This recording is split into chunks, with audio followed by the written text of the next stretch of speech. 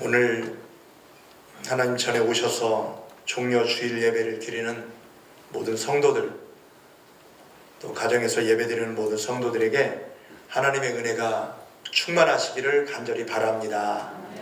하나님께서 여러분에게 능력 주시고 자녀 삼아 주시기 위하여 이 땅에 오셔서 십자가의 고난 마다하지 아니하시고 우리를 위하여 물과 피를 다 쏟으시고 놀라운 사랑을 베풀어 주신 그 은혜에 감사하면서 오늘 예배 자리에 오신 여러분을 환영하고 하나님의 말씀의 능력이 오늘 모든 우리 성도들에게 임하시기를 간절히 축원합니다.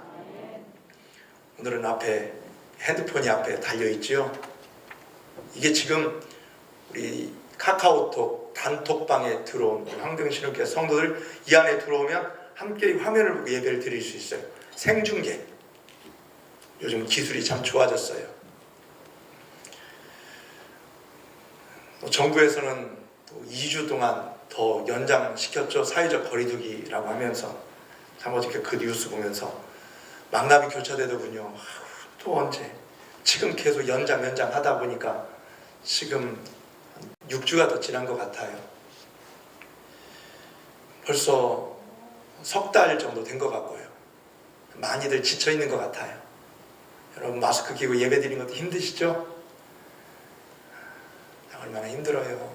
그런 상황 속에서도 우리가 이 거룩하신 하나님 구원을 베풀어 주신 능력의 우리 주님께 나와서 예배 드린다는 것이 참 힘들고 어려운 현실이지만 그래도 하나님께서 주신 능력으로 이 모든 질병의 근원이 다 소멸되고 하나님께 마음껏 찬양하며 예배 드릴 수 있는 날이 속히 올 줄 믿습니다.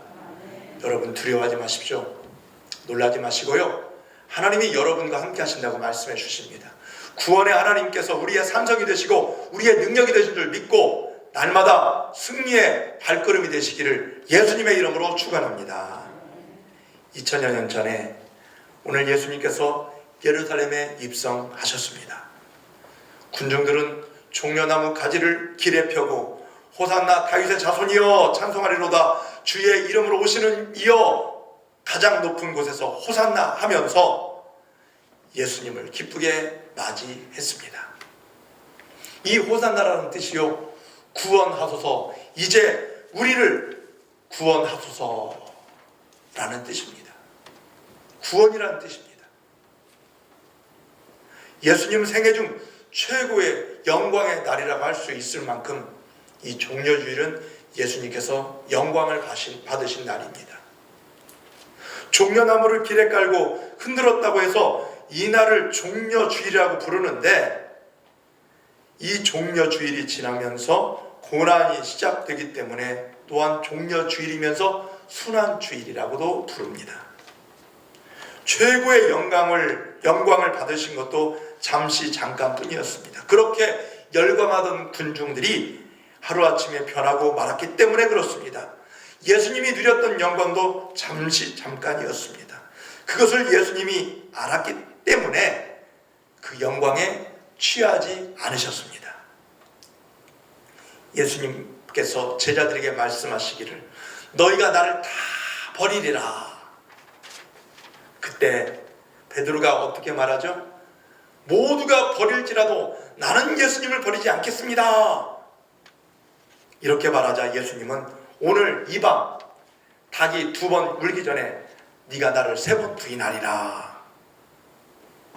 이 말씀을 듣고 베드로는 내가 주와 함께 죽을지언정 나는 절대 주님을 부인하지 않겠습니다. 이게 바로 마가복음 14장에 나온 말씀들입니다. 그러나 예수님 말씀대로 베드로는 닭이 2번 울기 전에 3번 예수님을 부인하고 저주까지 퍼부었습니다. 마가복음 14장 71절 말씀해 보니까요. 베드로가 저주하여 맹세하되 나는 너희가 말하는 이 사람을 알지 못하노라. 그때 닭이 2번 울었습니다. 2번째 울었습니다. 종려주일은 하루밖에 안 되는 짧은 시간이지만 엄청난 일이 일어났었고 여기에 담겨진 하나님의 뜻이 있습니다. 오늘 말씀을 통해서 한 주간 살아가면서 여러분에게 새 힘이 되는 그런 능력이 되고, 또한 말씀대로 살면서 예수 그리스도 고난의 십자가를 따라 그 십자가를 묵상하며 하나님의 거룩한 뜻을 발견하여 하나님의 말씀대로 살아가는 저와 여러분의 삶이 되시기를 간절히 바랍니다. 이 종려주일에 예수님은 자신의 의도를 밝히셨어요. 지금까지는 하나님의 아들임을, 또 십자가에서 죽임 당할 것을 사람들에게 알리지를 않았습니다. 만왕의 왕이라는 것을 보이지 않으셨습니다. 근데 어렸을 때 예수님께서 그 어머니와 아버지에게 내가 하나님의 아들이라는 것을, 하나님이라는 것을 약간 언급한 부분이 있습니다. 그 당시 예수님이 12살 때 예수님의 부모님 요셉과 마리아가 유월절을 지키기 위하여 아들을 데리고 예루살렘으로 올라갔습니다. 그때 유월절을 지키기 위해서 예수님의 동네 나사렛뿐만 아니라 여러 지방에서 올라오다 보니까 한 수십만, 수백만의 인파가 됐겠지요. 그러다 보니까 예수님을 잃어버린 것입니다. 이 부모님이. 엄마 아빠가 아이를 잃었어요. 그때 언제 알게 되었느냐? 그 유월절을 마치고 집으로 돌아가는 길에 보니까 예수님이 안 따라오는 거예요. 그래서 오던 길을 다시 올라가면서 예수님을 찾았는데, 어디서 찾았냐면 하나님의 성전에서 찾았어요. 거기서 랍비들과 이 말씀을 서로 의논하고 대화하는 그 내용을, 대화하는 것을 부모님이 보게 된 것입니다. 그때 마리아가 이런 말을 합니다. 아이야, 어찌하여 우리를 이렇게 걱정하게 하느냐? 근심하면서 말합니다. 너를 얼마나 찾으려 하냐고 책망하니까 예수님께서 말씀하십니다. 어찌하여 나를 찾으셨습니까? 내가 아버지 집에 있어야 될 줄을 알지 못하셨나이까? 이렇게 말씀하셨어요. 그런데 이렇게 말한 것을 그 부모는 깨닫지를 못했어요. 내가 아버지 집, 여러분 육신의 아버지는 지금 요셉입니다. 그래서 내가 아버지 집에 있어야 할 것을 알지 못하십니까? 내가 하나님을 아버지로, 하나님의 아들로 이 땅에 오셨음을 그때 밝히신 거예요. 12살 때. 근데 부모들은 깨닫지를 못했습니다. 이제 예수님께서 30살 공생애를 시작하시면서 병든 사람을 고치시고 귀신을 쫓아내셨습니다. 사람들은 예수님을 세례 요한이라고 하였고 엘리야라고 하였고 예레미야라고 했습니다. 그때 베드로는 주는 그리스도시와 살아계신 하나님의 아들이라고 고백했습니다. 이 대답을 들으신 예수님은 베드로를 칭찬하시고 자신이 그리스도인 것을, 십자가에 죽을 것을, 그리고 다시 살아날 것을 말씀하셨어요. 그래서 예수님이 자신이 그리스도인 것을 사람들에게 말하지 말라고 제자들에게 당부를 하신 것입니다. 그런데 오늘 본문에는 의도적으로 그리스도이심을, 메시아이심을 예수님께서 의도적으로 드러내십니다. 오늘 1절부터 3절 말씀 우리 다 같이 읽어볼까요? 시작. 그들이 예루살렘에 가까이 가서 감람산 벳박에 이르렀을 때 예수께서 두 제자를 보내시며 이르시되 너희는 맞은편 마을로 가라. 그리하면 곧 메인 나귀와 나귀 새끼가 함께 있는 것을 보리니 풀어 내게로 끌고 오라. 만일 누가 무슨 말을 하거든 주가 쓰시겠다 하라. 그리하면 즉시 보내리라 하시니 아멘. 예수님 일행이 예루살렘 성과 가까운 벳박에 이르렀을 때 예수님께서 두 제자에게 맞은편 마을로 가서 나귀 새끼를 끌고 오라고 하셨습니다. 만약 누가 무슨 말을 하면 주가 쓰시겠다라고 부탁합니다. 4절 말씀에 보면 이는 선지자를 통해 하신 말씀을 이루려 하심이라 일렀으되, 그러니까 이 말씀은 옛적에 스가랴 선지자가 예언한 말씀을 그대로 성취하는 말씀입니다. 성취하는 행동입니다. 스가랴 9장 9절 말씀에 보니까 시온에 따라 크게 기뻐할지어다. 예루살렘에 따라 즐거이 부를지어다. 보라 내 왕이 내게 임하시나니 그는 공의로우시며 구원을 베푸시며 겸손하여서 나귀를 타시나니 나귀의 작은 것 곧 나귀 새끼니라. 아멘. 왜 나귀 새끼를 타셨을까? 전쟁할 때 100만은 왕이 탄다고 합니다. 그런데 평화로울 때는 나귀를 탄다고 합니다.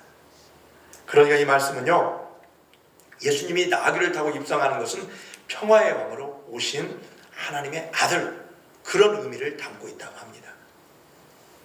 그러니까 인류를 위해 십자가를 질 날이 얼마 남지 않았다는 것이지요. 5일 후에 십자가를 예수님이 지시잖아요. 실제적으로. 여러분, 이런 이야기 들어보셨습니까? 두꺼비 중에 알을 낳을 때쯤 되면 일부러 독사 앞에 얼씬거리는 두꺼비가 있다고 합니다. 그런데 뱀도 이 두꺼비가 맛이 없다는 걸 알아요. 네가 얼씬 나 안 먹어. 안 먹어. 배가 배고파서 너는 안 먹어. 근데 그 앞에서 이 두꺼비가 얼쩡얼쩡 뱀을 약올린다고 그래요. 독사를 약올려요. 나를 잡아먹어라, 잡아먹어라. 왜 안 잡아먹어? 나 얼마나 맛있다고. 막 그런 표정으로. 하도 약이 오르니까 이 독사가 이 두꺼비를 잡아먹어요. 앞에서 보면 뱀이 이긴 것처럼 보입니다. 그런데 얼마 후에 이 두꺼비 독이 뱀의 내장 속에 파고들어 뱀을 죽인다는 것입니다. 나중에 어떻게 될까요? 그때 두꺼비 그 안에 있는 부화된 그 알이 부화가 되고 두꺼비 새끼가 거기서 나온다고 그래요. 그래서 뱀의 그 껍데기를 양분을 다 먹고 나서 성체가 된다고 합니다. 예수님께서 나귀를 타고 예루살렘에 입성하신 것은 자신은 죽으시고 우리를 살게 하시기 위하여 뱀의 입으로 들어간 것 같은 그런 모습을 하고 있습니다. 그 결과 요한복음 12장 24절 말씀처럼 하나님의 밀이 땅에 떨어져 죽지 아니하면 하늘 그대로 있지만 죽으면 많은 열매를 맺는다는 그 말씀을 그대로 이루려고 하셨던 것입니다. 그러니까 예수님께서 예루살렘 성에 올라가신 것은 의도된 행동입니다. 만왕의 왕이지만 십자가의 죽음을 통해서 모든 인류를 살리고자 하는 그 하나님의 놀라운 사랑과 은혜가 이 안에 담겨져 있습니다. 바로 저와 여러분을 살리기 위한 거룩한 행진이요, 겸손하셔서 나귀를 타신 평화의 왕 예수님을 닮아 겸손하게 십자가를 지는 우리 성도들의 삶을 보여주고 있는 것입니다. 여러분, 이 말씀처럼 우리 만왕의 왕으로 오신 예수 그리스도 십자가를 마다하지 아니하시고 그 예루살렘에 입성하신 그 예수님을 우리도 본받아서 하나님의 놀라운 사랑과 은혜를 전파하는 그런 거룩한 성도들이 되시기를 예수님의 이름으로 축원합니다. 또한 이 예루살렘에 입성하신 예수님을 보면서 제자들은 존경을 표합니다. 여러분, 예수님은 제자들 보면은 하나같이 별 볼 일 없는 사람들입니다. 세상적인 기준에서 보면은 갈릴리 어부 출신의 가난한 사람들입니다. 베드로, 요한, 안드레, 야고보, 그리고 죄인 취급받았던 세리 마태, 의심 많았던 도마, 스승을 은 30에 팔아버린 가룟 유다. 보면은요, 내세울 만한 사람이 별로 없어요. 예수님께서 공생의 활동을 하시면서 기적을 일으키시니까 제자들은 예수님께서 정치적으로 로마 군인들을 물리치고 이스라엘의 왕권을 차지하여 회복해 주실 것이라고 생각했어요. 그렇게 되면 우리도 한자리 해보자. 여러분, 국회의원 요즘 선거철이라 유세하는 것, 그리고 거리에서 막 인사하는 것 많이 보게 될 것입니다. 근데 그 참모들 있죠, 보좌관들. 이 보좌관들이 나중에 또 국회의원이 되는 경우도 많이 있어요. 이제 보좌관들 거기 함께 따라가서 정치하는 사람들 보면은요, 다 야망들이 있습니다. 그냥 거기서 끝내려고 하는 사람 별로 없어요. 나도 시의원, 시의원 하면 도의원, 도의원 하면은 또 국회의원, 뭐 아니면 뭐 시장, 군수, 이런 것들을 다 욕심을 다 가지고 있더라고요. 국회의원들의 욕심은 뭔지 아십니까? 대통령 되고 싶어 해요. 많이들 그래요. 그러니까 예수님을 따라다니는 그 목적이 뭐냐? 결국 나도 한자리 해보겠다. 참모들 다 세웁니다. 학교에서도 보면요, 대학교에서도 보면 그 함께 선거운동했던 그 참모들이 나중에 거기 총무도 할 수 있고 이 부장들, 임원 다 할 수 있어요. 그 참모들이 다 일을 합니다. 대통령 주변에 있는 분도 보세요. 다들 보면 선거할 때 도와준 사람들이 다. 그리고 저 경제 관료, 뭐 정치, 아니면 사회적으로 유망한 사람들 보면 다들 영입을 하잖아요. 내 선거 좀 도와달라. 정책을 만들고. 그래서 나중에 당선이 되면 다 한 자리씩 주는 것입니다. 이런 것들을 사람들은 낙하산이라고 해서 싫어하는데, 내가 보답을 받았으니, 내가 그 큰 사랑을 받았으니 가만히 있을 수 없는 거예요. 이게 바로 세상적인 논리입니다. 마찬가지로 이 당시 예수님을 따라다니며 예수님이 한 자리 하게 되면 내가 예수님 우편에 앉겠다, 좌편에 앉겠다. 특히 세베대의 어머니는요, 자기 두 아들을 하나는 우편에 하나는 좌편에 앉게 해달라고 청탁을 하는 모습을 볼 수 있습니다. 예수님께서 이런 제자들을 아셨기 때문에 함께 데리고 겟세마네 동산에 올라가셔서 함께 기도하기를 원하셨어요. 야, 너희들 그런 마음을 가지고 하면 안 된다. 그리고 분명히 나를 버리지 않는다고 했어. 분명히 나를 저주하지 않는다고 그랬어. 끝까지 죽을지언정 나를 지킨다고 했어. 야, 그럼 같이 기도하자. 겟세마네 동산에서 예수님께서 기도하실 때 함께 올라갔어요, 제자들과. 예수님과 좀 떨어진 돌을 던질 만큼 그런 거리에 떨어져서 제자들은 이곳에서, 예수님은 저쪽에서 기도하십니다. 한 1시간 정도 지났을까요? 예수님께서 제자들에게 뭐하고 있는가 가봤습니다. 그랬더니 다 자고 있는 거예요. 그때 예수님이 하신 유명한 말씀이 있습니다. 마태복음 26장 41절 말씀 보니까 시험에 들지 않게 깨어 기도하라. 마음에는 원이로되 육신이 약하도다. 이렇게 말씀하신 것입니다. 만약에 이때 기도로 무장하고 깨어 있었다고 하면요, 역사는 좀 달라졌을 것 같아요. 우리도 나름대로 은혜 받고 하나님의 말씀을 붙잡고 살기로 결단을 합니다. 무슨 상황을, 어떤 상황을 만나도 주님 말씀 앞에 순종하기를 원합니다.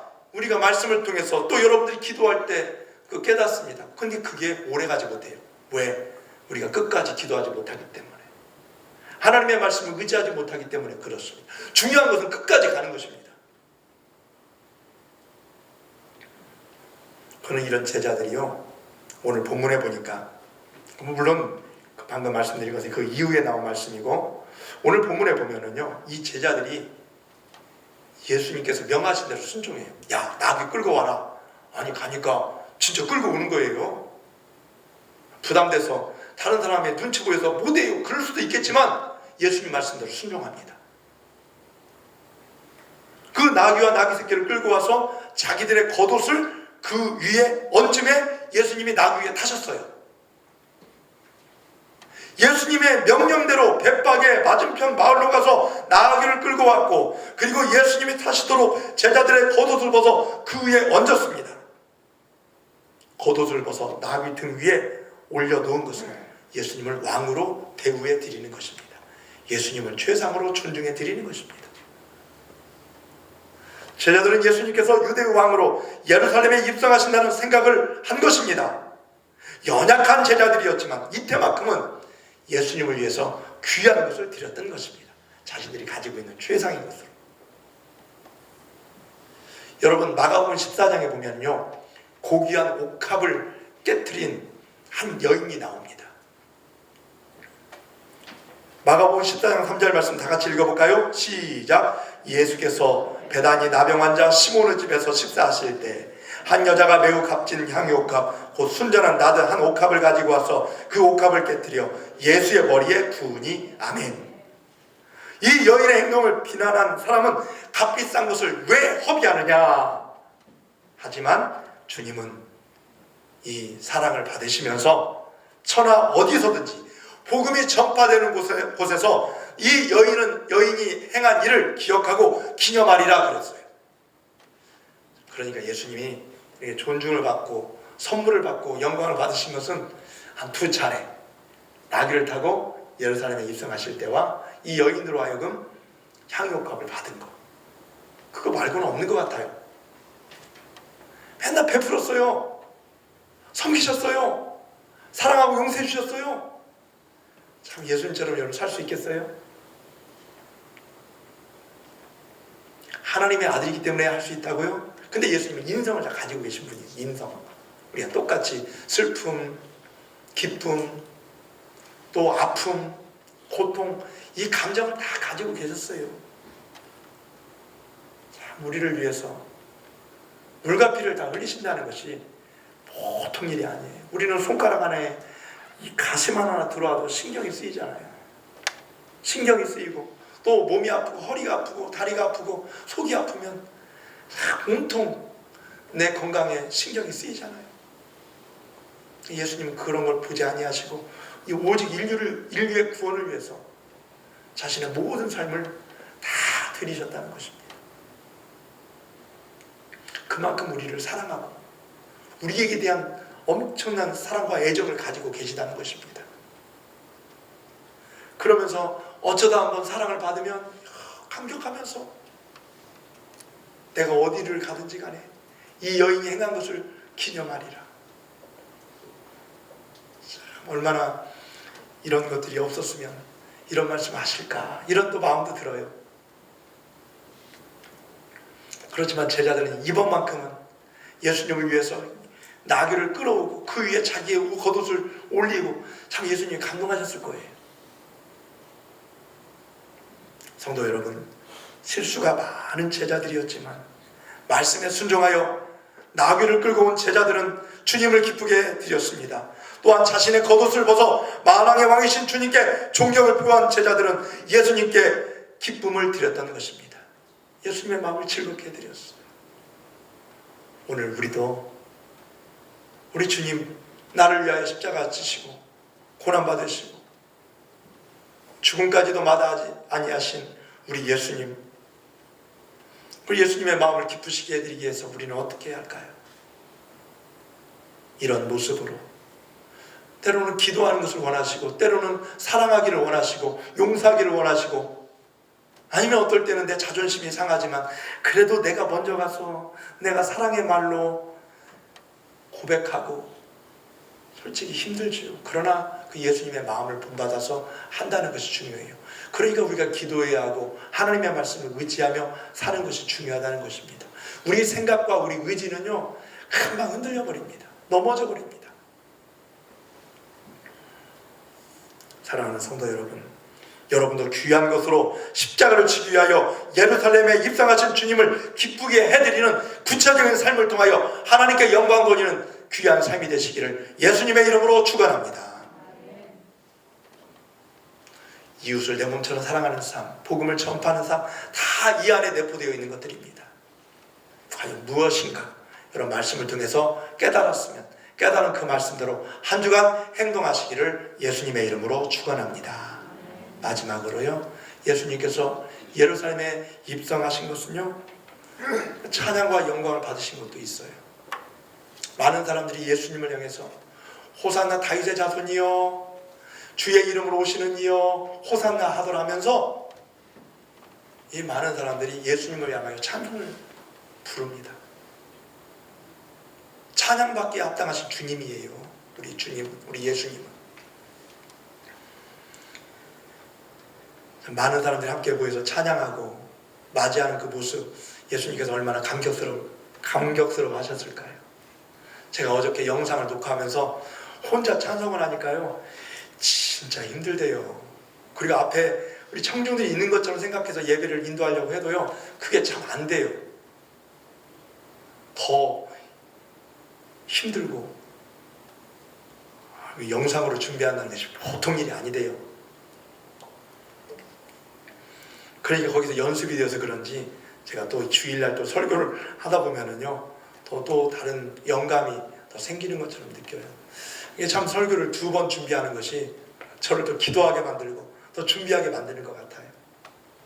육신적으로는 좀 힘든 부분이지만 또 영적으로는 참 좋아요. 시간 안배를 좀 잘할 수 있게 되는 것 같고요. 그러니까 이 고난의 때가 무조건 나쁘다고만 못 봐요. 여기서 유익을 찾을 수가 있어요. 참 사람들이 요즘 두문불출하지만은 그래도 홀로 있을 때 하나님의 말씀을 보고 또 기도하고 성령 충만한 삶을 산다면 하나님이 얼마나 기뻐하실까요? 우리에게 이런 믿음의 기회, 좋은 영적인 기회를 주셨다고 생각하면서 여러분이 고난의 때를 하나님의 말씀 의지하며 이겨내시기를 간절히 바랍니다. 혹시 여러분 이런 모습 봤습니까? 제가 예전에 저와 같이 사역했던 그 송전우사 그 결혼식 주례를 서울로 인도회로 갔을 적이 있었습니다. 그때 축가를 누가 불러주냐면 방탄소년단이 축가를 불러줬어요. 제가 이 말만 해도 사람들이 우와 그래요. 근데 보니까 참 그 사람들, 제가 이제 주례할 때는요 어디는 다 없어, 사람이 없었는데 방탄소년 나오니까 어디서 사람이 나타나가지고 난리가 났어요. 그렇게 지금은 더 유명해졌잖아요. 이 사람들은 그런 가수, 유명 연예인을 보면은요 환호를 해요. 근데 이 사람들이 나름대로 참 외로운 사람들이에요. 일반 사람들과 같이 행동을 못 하잖아요.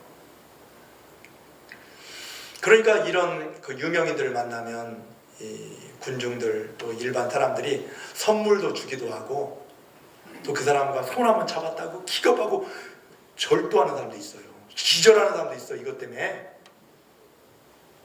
손 한번 잡았다고 난리가 납니다.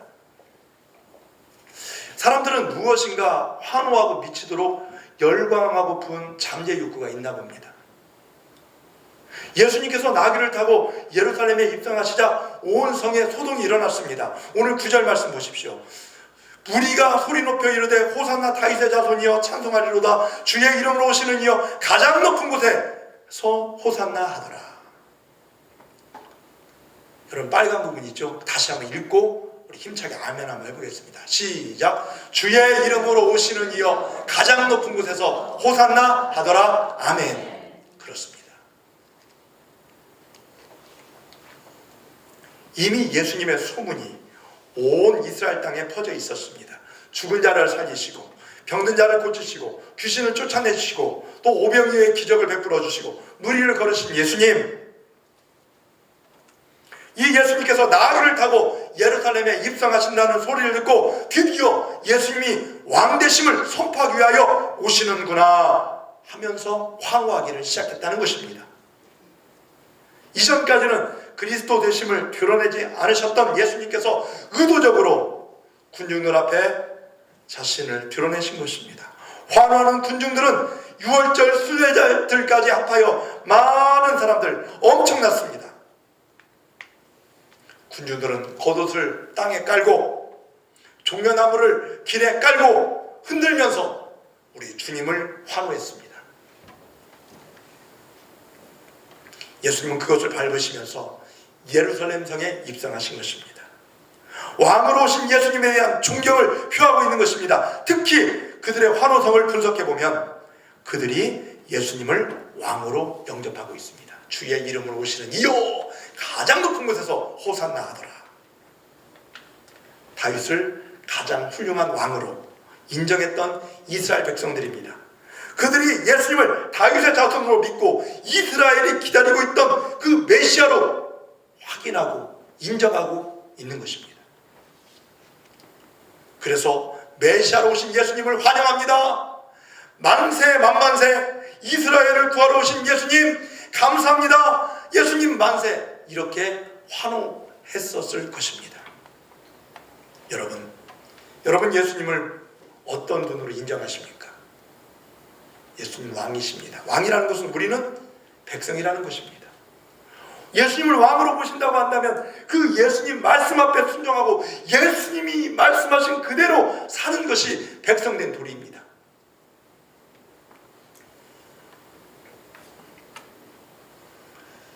나의 옷을 벗어드리면서 나를 밟고 내 중심에 우리 주님께서 들어오셔서 다스려 주시옵소서. 주님은 나의 왕이십니다. 나의 주제가 되십니다. 분명한 고백과 함께 결단이 있으시기를 간절히 바랍니다. 이 시간에 이 자리에서 예배드리는 모든 성도들에게 예수님을 왕으로 모셔드리면서, 예수님을 나라의 왕이요 만주의 주로 모셔드리면서 예수님의 그 말씀 그대로 순종하여 하나님의 뜻을 이루어드리는 거룩한 하나님의 자녀들이 다 되시기를 간절히 바랍니다. 우리들은 건강이 필요할 때 주님을 찾습니다. 물질이 필요할 때 주님을 찾습니다. 그런데 주님께서 나를 쓰시겠다고 할 때 얼마나 여러분 자신을 들이셨습니까? 주여, 내가 여기 있사오니 나를 사용하여 주옵소서. 주가 쓰시겠다 할 때 드릴 수 있는 이 시간 결단하시기를 간절히 바랍니다. 여러분, 예수 그리스도를 나를 구원하시기 위하여 오신 참 메시아로 인정하시고 영접하십시오. 주님만이 나의 구원자이심을 여러분들이 결단하시고 영접하십시오. 또 예수님이 찬송받으실 만한 나의 주님이심을 고백하시고 하나님을 찬양하시길 바라겠습니다. 요한계시록 5장 13절 말씀 보니까 그 말씀에 보면 보좌에 앉으신 이와 어린 양에게 찬송과 존귀와 영광과 권능을 세세토록 돌릴지어다. 아멘. 이렇게 말씀하셨어요. 우리 주님께 찬양 드려야 합니다. 찬양은요, 예배 시간에만 들려줘서는 안 됩니다. 예배 시간에 들려줘야 하고, 또 만왕의 왕으로 오신 예수님을 우리가 한 주간 고난주간 살면서도 하나님을 찬양하며 예수님의 그 고귀한 사랑에 감사하는 그런 믿음의 결단과 삶이 되시기를 간절히 바랍니다. 만왕의 왕이신 우리 예수님이 나를 위해 고초당하셨는데 내가 어찌 그를 영접하지 않고 그를 찬송하지 않을 수 있겠습니까? 예루살렘에 환호하는 군중들과 같이 겉옷을 벗어 깔아드린 제자들처럼 여러분 자신을 주님께 드리고 예수님을 왕으로 영접하시기를 주님의 이름으로 축원합니다. 그래서 여러분 한 주간 살면서 우리는 결단과 삶이 있어야 합니다. 예수님이 월요일 날 권위를 보이셨어요. 무화과 나무를 저주하였을 때 무화과 나무가 말라버렸고 성전을 깨끗하게 하는 그런 놀라운 일을 하셨습니다. 채찍을 드시고 이 하나님의 권위로 이 모든 일들을 청결하게 하셨습니다. 화요일은 변론의 날입니다. 학자와 제사장 바리새인들과 변론하시면서 하나님의 아들임을 분명하게 말씀하셨어요. 수요일은 베다니에 가서 쉬시는 침묵의 날이었습니다. 목요일은 섬김의 날이었습니다. 제자들의 발을 씻어주시고 성만찬을 베푸시고 서로 사랑하라고 고별 설교하신 후에 기도하셨습니다. 그 유명한 겟세마네 기도가 바로 이 목요일 날 하신 것입니다. 그리고 금요일은 순환의 날입니다. 십자가에 못 박혀 돌아가신 날입니다. 토요일에는 예수님께서 무덤에 머무신 날입니다. 이 한 주간. 이번에는요, 성금요일 예배는 교회에서 따로 모이지 않겠습니다. 성금요일 예배는 이 카톡방에 오전 새벽 예배 끝나고 6시, 오전 9시, 정오, 오후 3시, 6시, 밤 9시 6차례 영상 만든 것을 보여주면서 우리 주님 가신 그 십자가의 길을 발견하시고, 또한 월요일부터 살면서도 이 하나님께 기도하며 더 은혜로운 삶이 되시길 간절히 바라고 예수님의 사랑과 은혜를 여러분들이 마음껏 누리시기를 간절히 바랍니다. 그래서 여러분 이번에는 고난주간 특별 새벽기도는 없어요. 그렇지만 여러분들 누구든지 오셔서 함께 기도하고 새벽에 우리 주님의 그 고난의 길을 우리가 확인하고 그 은혜를 발견하면서 하루하루 사는 것이 참 중요하다고 봅니다. 비록 우리가 그 고난주간 특별 새벽기도하고 선포하지 않았지만 함께 이 한 주간 믿음의 삶을 통해서 하나님께 영광 돌리시길 바라겠습니다. 여러분 오셔서 기도할 수 있어요. 마음껏 기도할 수 있으니까 하나님의 거룩한 뜻을 찾아가는 한 주간의 삶이 되시길 바라겠습니다. 종려주일이자 고난주간을 맞이해서 십자가에 달려 우리 죄를 담당하시고 고난받으신 예수님을 바라보자는 의미에서 이 말씀을 준비하였습니다. 십자가 예수님을 바라보며 십자가에서 고난받으신 예수님을 만나 여러분의 죄짐이 풀어지고 구원의 확신을 얻고 구원의 은혜가 넘쳐나시기를 간절히 바랍니다. 그리고 만왕의 왕으로 오신 예수님을 영접하고 예수님을 찬양하고 예수님께 더 좋은 귀한 것으로 영광 돌려지는 부활절을 맞이하시기를 예수님의 이름으로 축원합니다.